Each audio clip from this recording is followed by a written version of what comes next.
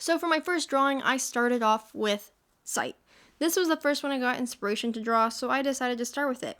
My biggest inspiration and thing I drew ideas from, I suppose, were just eyeballs, which I'm not complaining about. I will draw random eyes on literally anything I get my hands on.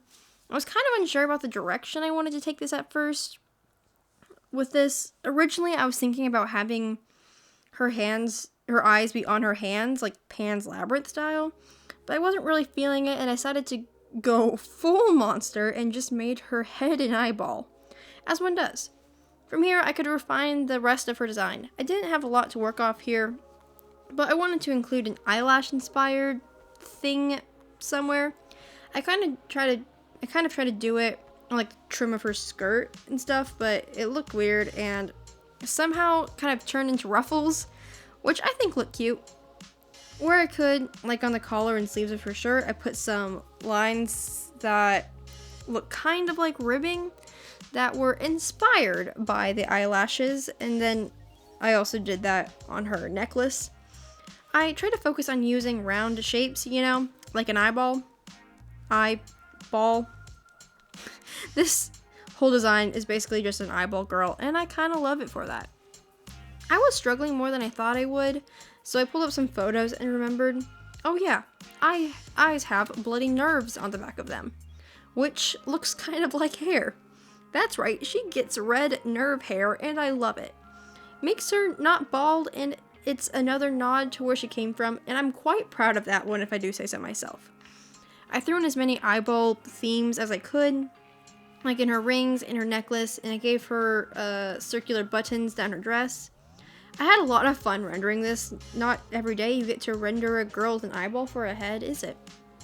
I love this design a ton. I generally avoid using red and green together too Christmassy, and I don't love it. But I pushed myself to try it, and I do not regret that in the slightest. I actually think it looked really great, and it keeps it simple with solid contrast. I kept her skin unnaturally pale to match the eyeball thing, so like eyeball flesh. What are eyeballs even made of now that I think of it? Like seeing squishy stuff? Someone will probably inform me at some point. I think out of all these drawings, this one's definitely my favorite. I don't know. I like the pose. I like the design. It made me really happy to draw, and I am happy with what I ended up with. So yeah, this was just really fun, and this video is just me rambling about character designs again, which you guys like and I like doing. And I wanted to draw an eyeball girl, so I'm drawing an eyeball girl. Take it or leave it. Next up, I did Taste. Where the last one was inspired mostly by eyes, this one was focused around mouths. Lovely. So naturally, mouths were crucial to this design. Instantly, I had an idea. I'd seen something recently, I can't place where it is for the life of me, but there was a monster thing with a mouth where their eyes were, and yes, I used that, because it's awesome and fitting. So I gave her a long monster tongue and had way too much drawing all the teeth, all because, and because 2 mouths isn't enough apparently, she got another one in her stomach, which I think just looks really cool. Thought about adding a tongue, but it didn't really feel right, and just the teeth felt great there. From there, I added little tooth symbols and hints where I could, and she got messy short hair in my intent to give her like cow licks, like a tongue, a cow tongue, for taste. It's fine, I'll see myself out. She also got some freckles that were a little homage to taste buds. Other than that, this one was pretty simple and chill. Not too much to talk about. I'm really happy with the color palette in the end. I've really been trying to put more effort into the colors I choose for my drawings and characters, and I feel like it's been paying off. The blacks and grays with the pops of gummy pink make me very happy. I don't know why she got athletic clothes. I wasn't really sure what else to draw that was taste themed and looked decent, and the sports bra worked best with the open mouth thing I had going. With more time, I think I could have come up with something a bit better, and especially if I had like a clear idea in the direction I want it to go. But all in all, I'm quite happy with this. It's simple, cute, monstery, and has a lot of teeth and mouths, which is quite fun to draw.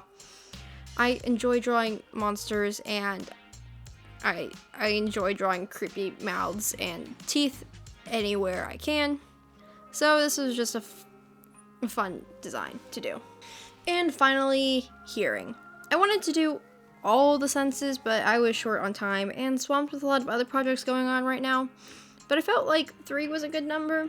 This is the one I like the least. I think I drew most of this one, Sleep Deprived on a Withering Brain Cell, but here it is.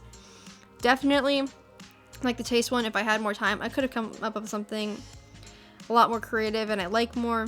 I almost just scrapped it entirely a few times, but whatever, it's good enough. Not every design you do is going to be a winner, and some will be subpar, and that's okay. So here it is anyways. I really struggled to find good inspirations or references to draw from, but I like the idea of big, chunky headphones. I like to think this character is very noise sensitive and are always wearing these headphones. In my search for inspirations, I also wanted to include like sound waves somehow, which I thought would make a fun little mouth that I think definitely ups the design a little, and I like it. I also made the drawstrings look vaguely like earbud / hearing aids, which was fun. I gave them chains and stuff on their belt to kind of represent earrings, even though I can't see any ears on this character. I am bummed and didn't find a way to work ears into the design. I generally despise drawing ears, and they're very difficult to make artful in a design like this. If I was redoing this design, I would have tried harder, but some extra jewelry felt important. Later on at the end, I put a little hand symbol on the hoodie to be a nod to like sign language, which I think looks cool, and also at the end it wasn't feeling monstery enough, so I gave him a tail. I imagine this character could maybe sign with their prehensile tail or something. Yes, I hear it. I was really stretching with this one. Give me some slack, please. I like that it made the silhouette a lot more interesting. I feel like the colors did a lot to help this one too. There's not a lot of meaning behind them, but more of me just finding a color palette I liked.